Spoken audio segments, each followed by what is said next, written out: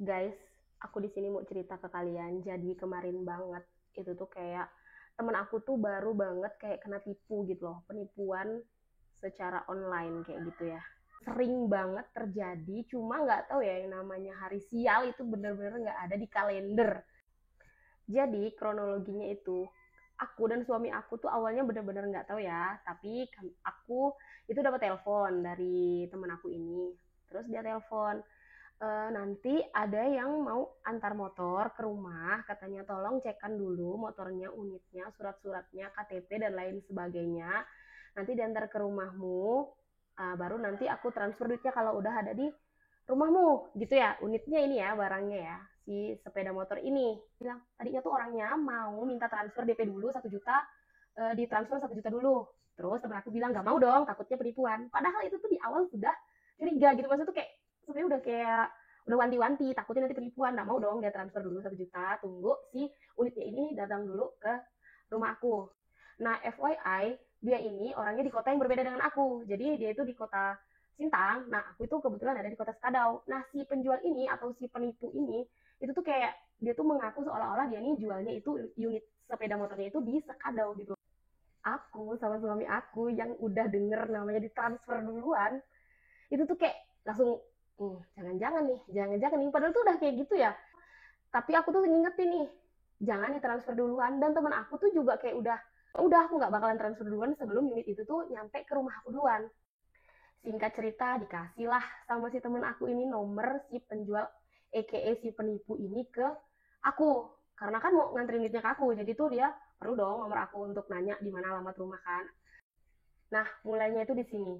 Itu tuh langsung video call. Jadi hati-hati ya buat teman-teman, jangan sembarangan untuk mengangkat telepon, apalagi video call dari orang yang baru dikenal atau yang nggak dikenal.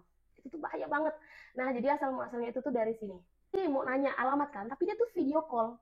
Waktu itu tuh suami aku tuh pas lagi sibuk gitu ya, karena kan lagi kerja sambil kerja kayak gitu. Nah, aku tuh lagi masak, jadi tuh kayak males gitu kan. Jadi suami aku yang ngangkat, oke.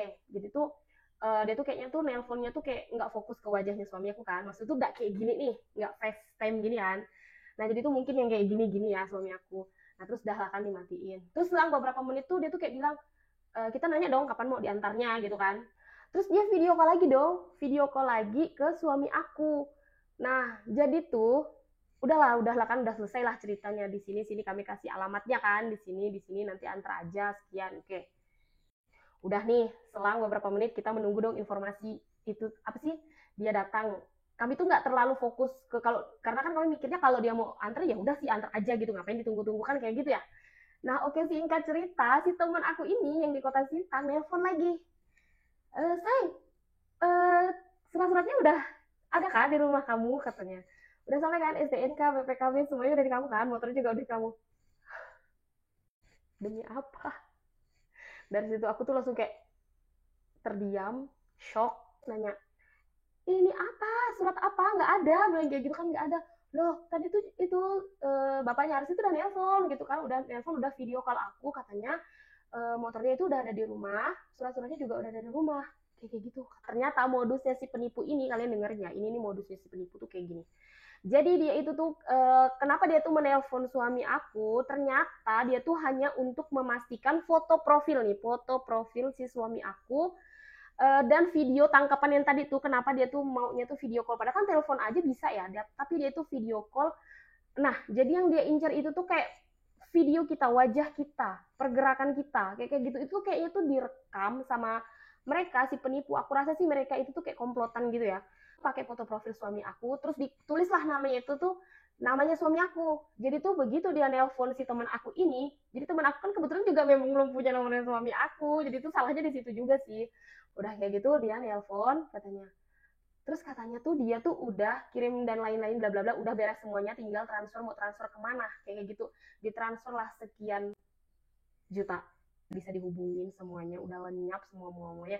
Dan kita pun nomor chatnya tadi nggak banyak sih, tapi itu tuh udah ditarik dia semua, dihapus. Jadi tuh kayak nggak ada bukti-bukti lagi. Udah pasti udah ketebak juga ya. Nah, setelah aku minta mana sih data-datanya, si temen aku kirim dong ke aku, dan kalian tahu itu tuh datanya itu tuh udah pasti dia comot punya orang. foto profilnya pun dia comot punya orang. Padahal aku tuh kayak udah ada feeling pengen ngasih tahu si teman aku tuh nggak yakin banget sama foto profilnya, kayaknya dia ini penipu. Tapi kenapa ya nggak langsung ngomong gitu, kesel gitu. Kenapa nggak langsung bilang jangan transfer dulu, padahal udah diingatin berkali-kali. Dan teman aku pun sebenarnya tuh udah aware dari awal kan, nggak mau transfer dulu sebelum barang itu datang gitu. Tapi karena tadi ini dia itu lengah di katanya sudah nelpon pakai no prof foto profil suami aku, gimana sih kalau kita nomor baru gitu ya. Terus udah foto profilnya suami aku yang bener-bener sama, terus di video call kayak gimana, kayaknya tuh dia tuh kayak merekam aktivitas suami aku gitu loh. Di video yang tadi pertama kali dia nelpon suami aku tuh direkam. Begitu dia nelpon si teman aku pakai rekaman yang itu gitu loh, ya memang suami aku memang kayak gitu, seolah-olah tuh kayak sinyal jelek otomatis kan kayak nggak ada sinyalnya gitu, dimatikanlah sama dia gitu ya. Itu modusnya tuh seperti itu. Udah kayak gitu langsung di chat, Mbak, unitnya udah ada di rumah aku, surat-suratnya juga udah lengkap, ada di rumah aku, Mbak tinggal transfer aja, seolah-olah itu tuh suami aku, padahal itu bukan. Maaf, itu bukan. Itu tuh memang modusnya mereka kayak gitu. Mereka tuh komplotan, sumpah. Pandai ya mereka itu cari tahu lokasi-lokasinya kita di mana, di kota mana tuh dicari tahu dulu tuh sama mereka. Entah fotonya siapa, mungkin dicomot, foto apapun, data-data kita tuh dicomot sesuai dengan kota tempat dia mau beraksi kayak gitu. Padahal dia mah entah ada di Jakarta, entah ada di mana gitu kan ya. Padahal dia juga mungkin ada di kantor atau di mana, di rumah aja gitu, bisa aja dia itu. Ih, jadi pokoknya hati-hati buat kalian, bener-bener harus gimana sih kayak double cross check gitu deh. Oke, gak cukup ini, kayaknya kita lanjut part 2 kali ya.